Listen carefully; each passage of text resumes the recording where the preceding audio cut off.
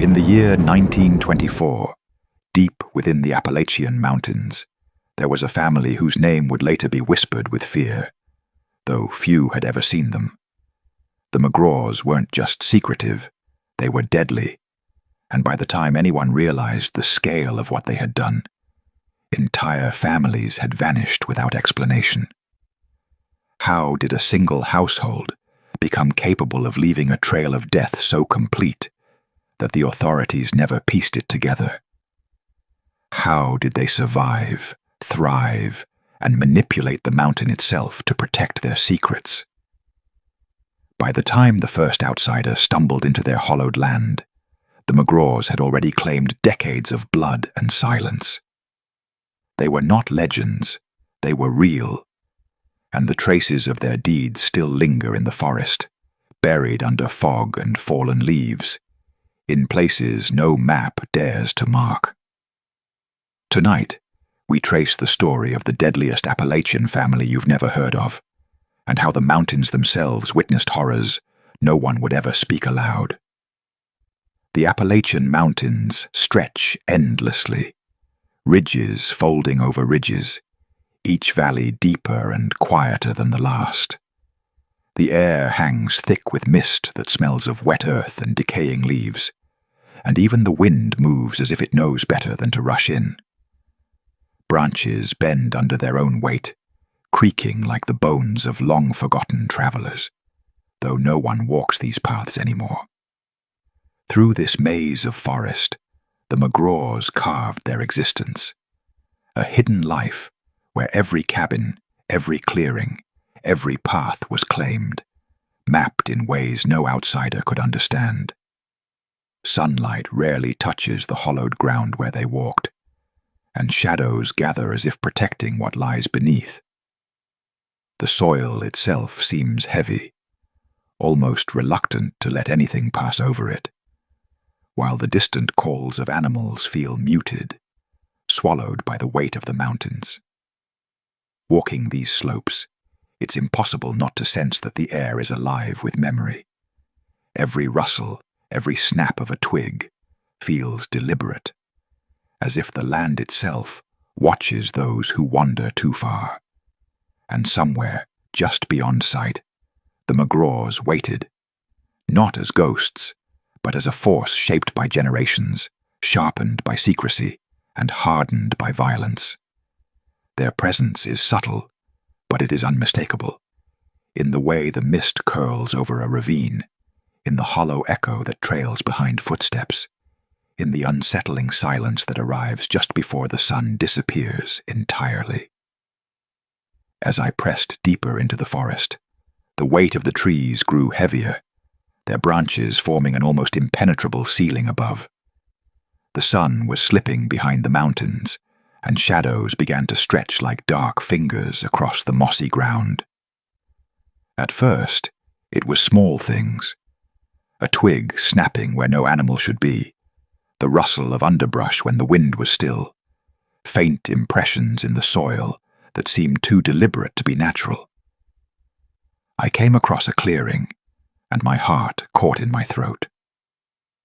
An old wooden swing swayed gently in the fading light, though the ropes had not moved for decades. Scattered around it were footprints, some small, some large, all fading into the mud as though the earth itself had swallowed the travelers who made them. There were carvings in nearby trees, initials, dates, and shapes that hinted at ritual without ever explaining their purpose. By nightfall, the forest transformed.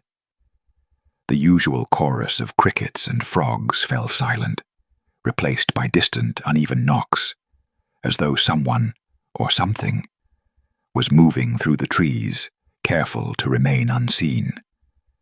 The air became colder, thicker, almost viscous, pressing against my skin and my lungs. Every instinct screamed to turn back, yet the pull of the story was stronger. I found what remained of an abandoned cabin, half buried in undergrowth. Its door hung crooked on rusted hinges, the interior black and hollow. On the floor, faint scratches marked the wooden planks, evidence of struggle, or perhaps of a warning. And then, just as I was about to leave, a faint sound reached my ears.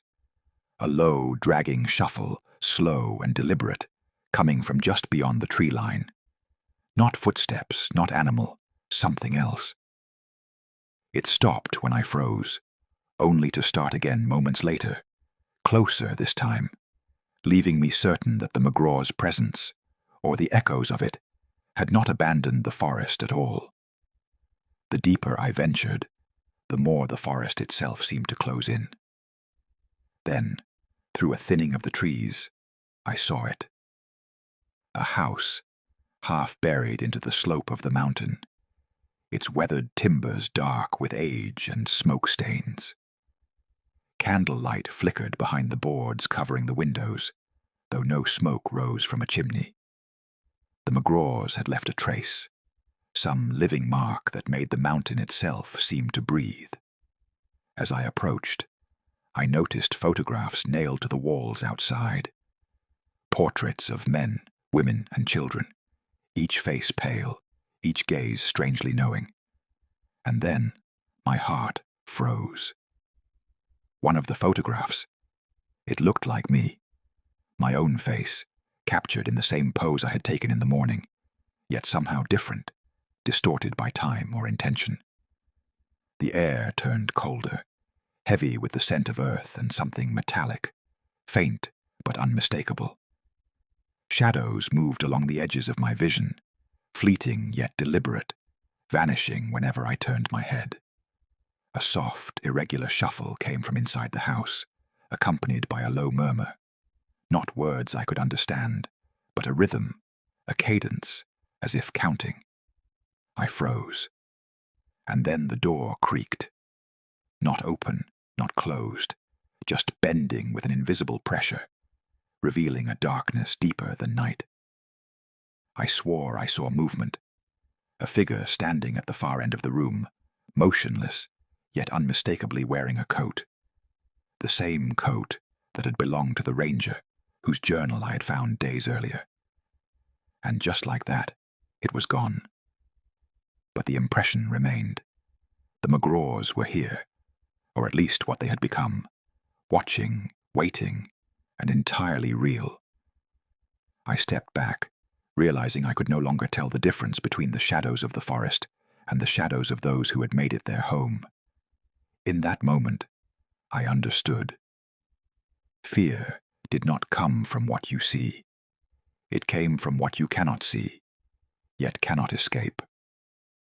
In tracing the McGraw's history, I found fragments of a family woven into the Appalachian Mountains for generations. Records are scarce. Newspapers mention disappearances, fires, and mysterious gatherings. But details were always incomplete, often dismissed as superstition. Yet stories persist.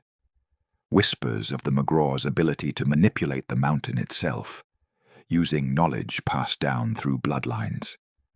Accounts from early 20th century diaries hint at methods both practical and cruel.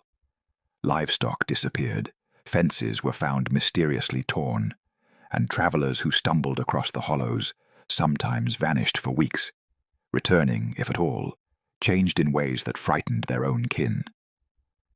The McGraws cultivated isolation, not merely to hide, but to perfect a system where outsiders became part of the family's shadow, whether willingly or not. They were patient, calculating, and devastatingly effective. I spoke with the few people who remembered the family, now elderly, their voices trembling as they recounted events from decades ago.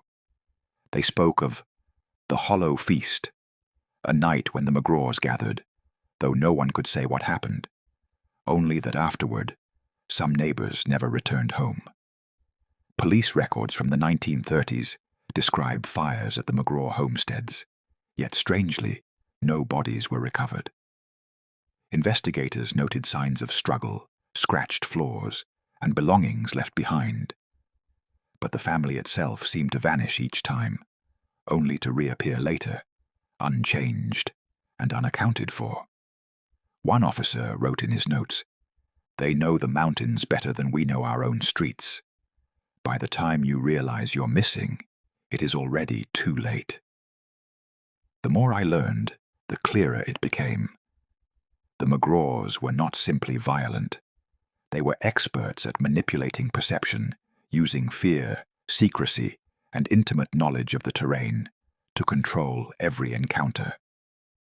With each revelation, I returned to the forest, hoping to see for myself the remnants of their influence. But the woods were deceptive. Paths I had memorized twisted unexpectedly. The air thickened as I moved, and shadows seemed to cling to me. At the edge of a long-abandoned clearing, I found items left behind. A journal, a rusted lantern, carvings etched into a tree depicting dates and initials. Each mark told a story of control, of watchfulness, and of a family determined that nothing and no one would cross their territory unchallenged. And then, as dusk fell, I heard it, the slow shuffle of feet moving behind me. I turned, but saw nothing. The wind carried a faint, deliberate whisper. "We see you." In that moment it became clear. The McGraw's presence had not been erased from these mountains.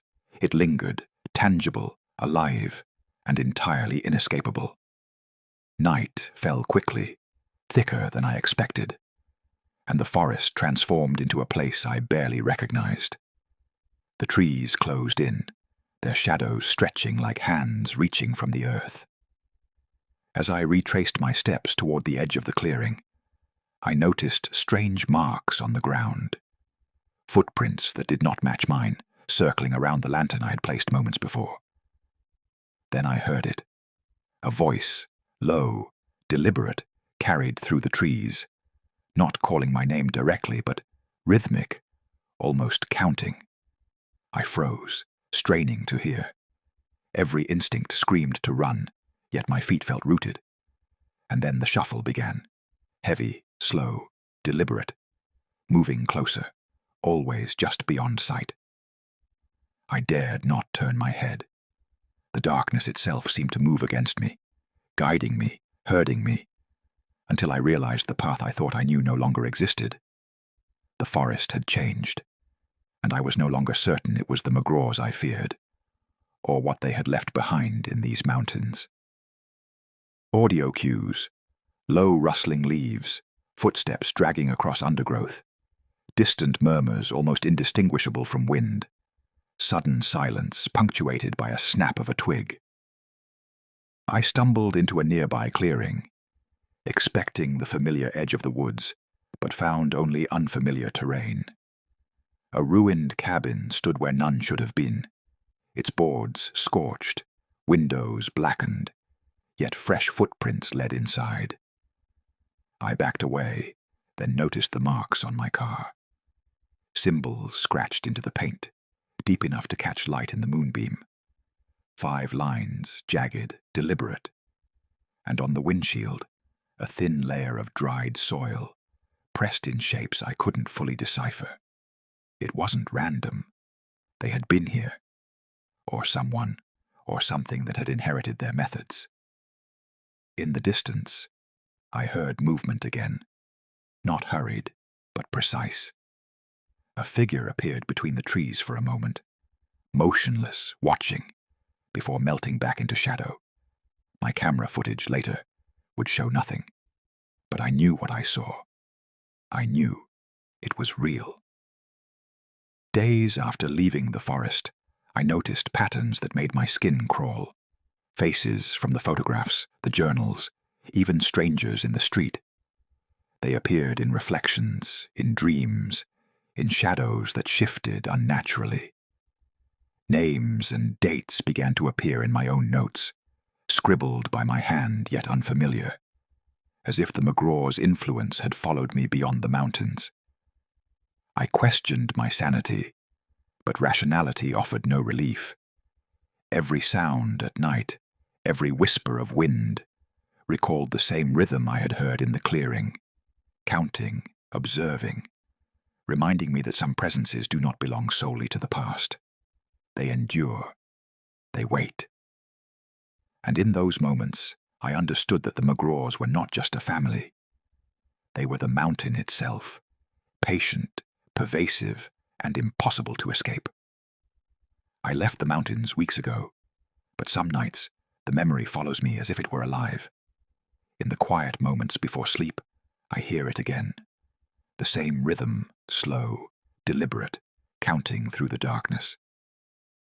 Shadows in my room twist unnaturally, and I sometimes catch glimpses of faces from the McGraw photographs, reflected in the window, lingering for just a heartbeat before vanishing.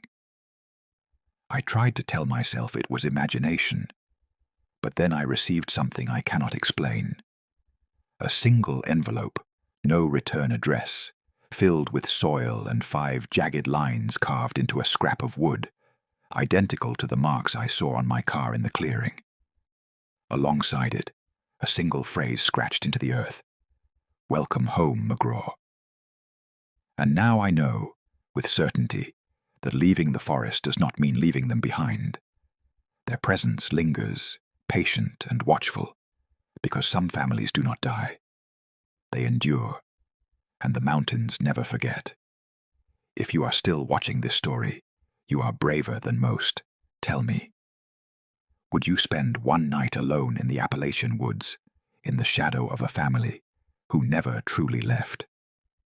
Subscribe to Dark Room of Whispers, where the mountains whisper and the past never stays buried.